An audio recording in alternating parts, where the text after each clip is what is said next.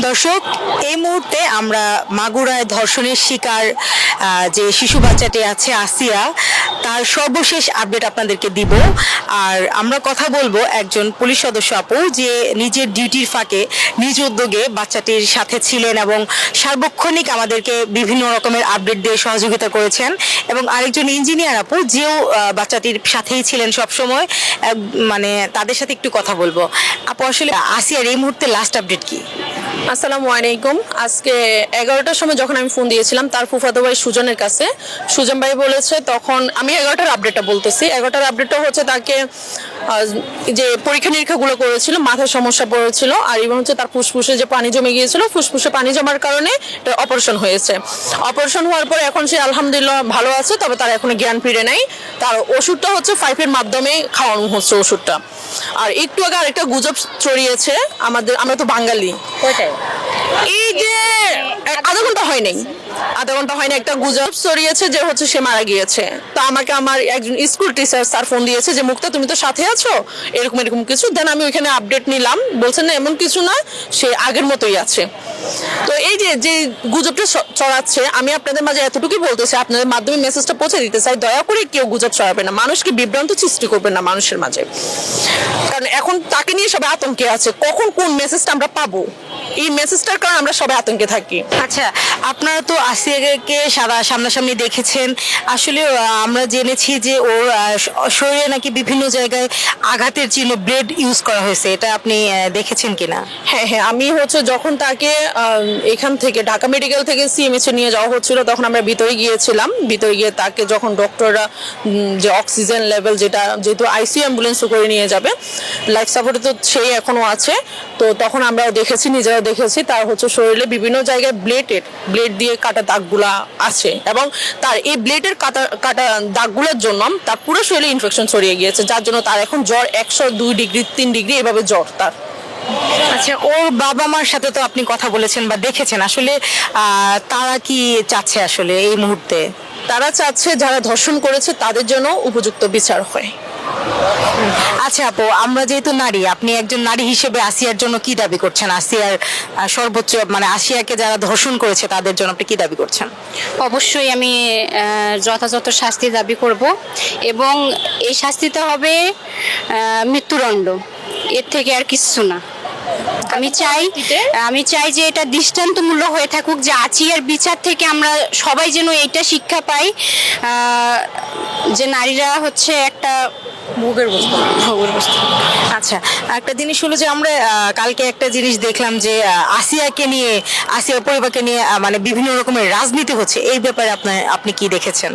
আমি যতটুক সেখানে ছিলাম, যেহেতু আমি হচ্ছে আসিয়ার সাথে ছিলাম সেখানে, আমরা সেখানে কোনো রাজনীতি পরিবার কিংবা হচ্ছে কোনো দল কিংবা কোনো দল হিসেবে আমরা সেখানে যাইনি, আমরা গেছি এজ এ মানুষ হিসাবে। আর যে আপুটার একটা ভিডিও ভাইরাল হয়েছে, এটা অনেকে আমাকে কোয়েশ্চেন করতেছে, এই মেসেজটা হচ্ছে সবার কাছে একটু ক্লিয়ার করা উচিত।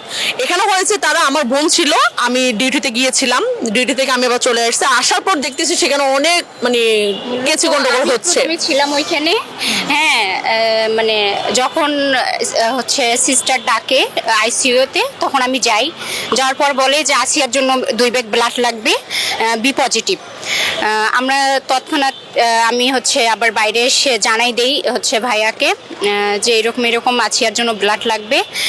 ভাইয়া ম্যানেজ করছে, আমাদের লোক চলে আসছে, কিন্তু হঠাৎ করে ওই মহিলা যে কোথা থেকে ওই আপু যে আসছে, আসার পর আমরা জানি না, ওইখানে অনেক মেয়ে হচ্ছে আর কি ওই ইয়ার সামনে, আইসিইউর সামনে, মানে একটা মানে ছেঁচড়ামি শুরু করে দিছে, মানে সবাই এবার ঢুকে যাবে আইসিইউতে। আমরা যে গেট আটকাই আছে, আমাদের মানে অতিক্রম করে সবাই ঢুকে যাইতেছে ওইখানে। হ্যাঁ, এমন একটা অবস্থা। আমরা যতটুকু পেরেছি ওইখানে আর কি ইয়া করছি। এখানে আমি একটু কথা অ্যাড করি, সেটা হচ্ছে ও ওইখানে মেয়ে শুধু একজনই ছিল, ওই ছিল। আচ্ছা, ওইখানে আর কোনো মেয়ে ছিল না স্বেচ্ছাসেবীদের মধ্যে। আমরা বলবো যে আমরা স্বেচ্ছাসেবী, আমি হ্যাঁ বাংলাদেশ পুলিশের একজন সদস্য, আমি জবের পাশাপাশি এগুলো আমি করে থাকি।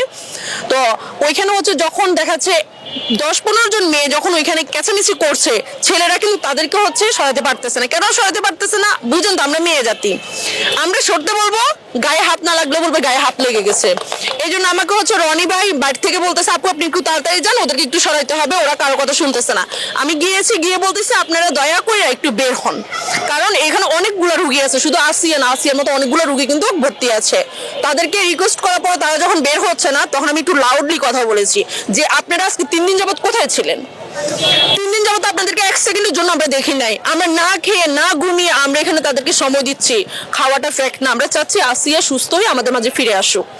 কিন্তু তারা যে এখন একটা মিথ্যা একটা মেসেজ সবার মাঝে ছড়িয়ে দিয়েছে, আমি যতটুকু পেরেছি আমার ফেসবুকে আমি তুলে ধরেছি, আমাদের এখানে যারা ছিল সবাই এটা তুলে ধরার চেষ্টা করেছে। কিন্তু কথা হচ্ছে ফেক একটা মেসেজ কেন আপনি তুলে ধরবেন? সে কিন্তু কোনো ছাত্রদল আপনাকে বাধা দেয় নাই। স্বয়ং আমার বোন ছিল, হ্যাঁ আমার বোন স্টুডেন্ট, কিন্তু সে তো ছাত্রদল না, সে কোনো রাজনীতিতে না। আমরা এই যে মানুষ হিসেবে সেখানে গিয়েছি, শ্রম দিয়েছি, আমরা এখনো শ্রম দিচ্ছি না যে তা না। কিন্তু কথা হচ্ছে আপনি একটু ভুল একটা মেসেজ কেন মানুষের মাঝে দিবেন? এটা তো মানুষকে আপনি আরো বিভ্রান্ত সৃষ্টি করতেছেন। বিভিন্ন মানুষ বিভিন্ন ভাবে আপনার কমেন্ট করতেছে যে এরকম এরকম, সবাই আমাকে কল দিচ্ছে, মেসেজ দিচ্ছে, আপনি তো সেখানে ছিলেন, কি হয়েছে?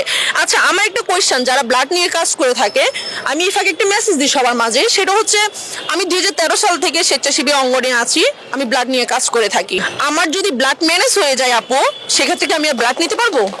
না, একটা তো রুগী না, রুগী আর অনেক আছে না? আপনি যদি ব্লাড দেওয়ার ইচ্ছে থাকে আপনি অন্য রুগীকে গিয়ে দেন, আসিকে দিতে হবে এমন কোনো কথা আছে? আমাদের তো ম্যানেজ হয়ে গিয়েছে, ম্যানেজ না হলে ঠিক, হ্যাঁ। তবে সেখানে সে আরেকটা কথা কি বলেছে, ডোনার ছিল না, অথচ স্ট্যান্ড ফর মানে সেখানে কিন্তু আমাদের ডোনার আছে অলরেডি। আমাদের ডোনার কিন্তু ডোনেট করতে চলে গিয়েছে ব্লাড ব্যাংকে। আমরা কি তাদেরকে দেখে দেখে নিয়ে যাব?